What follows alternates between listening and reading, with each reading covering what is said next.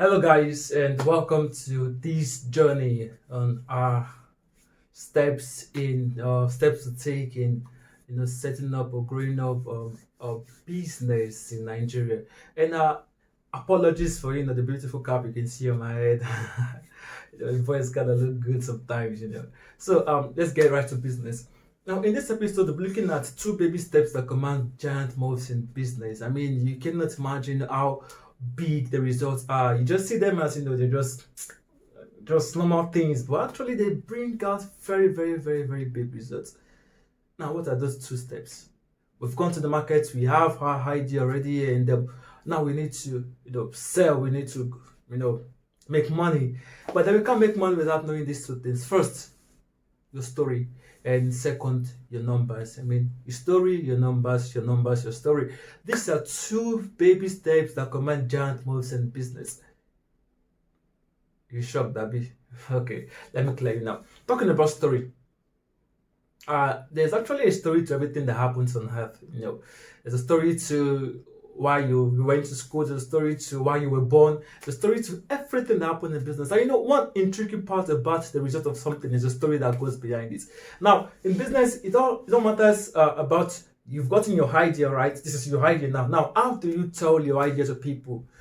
Your story. Now, imagine two guys running a fashion business. I kind of make this example in the book, and one comes and is like, at X Fashion, we clothe you according to your budget, and we establish, to just telling you a random story on how you can cut your money and how they can sew you good clothes. It's good, it's nice, but we're talking about stories that convince people to market with you. Now look at this other story. Someone comes up and is telling you, okay, at Fashion Y, we believe in the beauty of the African woman. This beauty which is present in their hearts needs to be shown out. At Fashion One, we believe that every woman is beautiful, and each of our attires bring out or speaks out a high level of this beauty. The gele brings out the crown of beauty.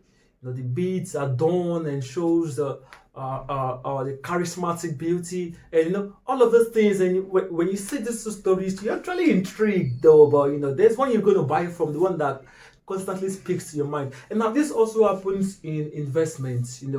You're going now to look for investment. Okay, let's say for example, I own a business, or I am a co-founder of ECB Africa, and at ECB Africa we actually train artisans. And we send them out to get jobs. That's one of our subsidiaries among other subsidiaries in the company. Now imagine we have other companies that come up and tell you, in their own company, they provide you with the best artisans to do your job and all of that. It's good. Same thing we do, but when we came out to tell our story, we told our story as Nigeria currently sits as the capital of unemployment in the world. Recently released, Nigeria has about 33% unemployment ratio in the world. Now, Egypt Services, which is a subsidiary of Egypt Africa, came to solve the problem of unemployment.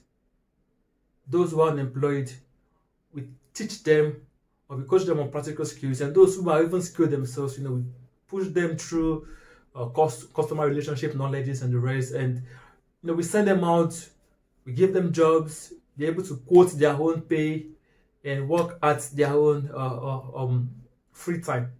So in that way, we're curing unemployment, and we're curing the need of people needing artisans. Yeah. When you see the two stories and you compare the two stories, now there's a difference. One is actually talking about how they giving the best artisans, and one is talking about how their own company is solving the problem of unemployment. So that's all about storytelling. You have to craft an idea that speaks to the emotion. There are reasons why people buy. People buy for different. People buy for wants. People buy for luxury. People buy based on emotions too. Now we want to work on that emotions aspect. You have to speak to the emotions of your buyer, speak to the emotions of your investors. You need to go to their heart. You need to turn something inside them. You understand? So that's the essence of storytelling. Craft a story behind everything, not just your idea. When you proceed into business, when you go into the other journeys, you're going to see some instances or a lot of instances when this storytelling are actually very, very useful. Now let's now go to numbers.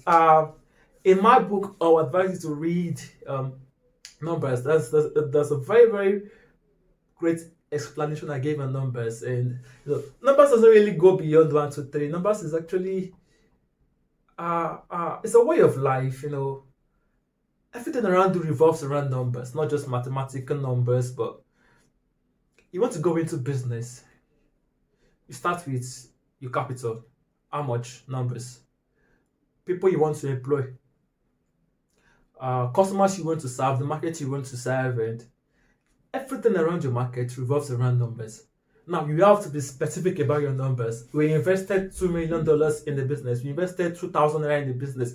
Be specific about your numbers. You need to know your numbers. You need to require or you need to ask for when you want to require ask for something. You need to know the perfect number or the specific number you're actually requiring for. You want to get investment. Fine, good and fine. You need investment. All right. So tell me, how much do you need then? We need about you don't need about, you need a specific number. You need to know your numbers. And what I tell people is, in business, the enemy of business is one. We're looking into another dimension of numbers now. That one deals with knowing specifically what you want. Now, let's move into your business operations. One is actually an enemy of business. One dealer, one supplier, one client, one delivery service, one. They go fuck up. But when they do, they actually bring in a lot of, discouragement, a lot of downfall in the business. So leave away number one.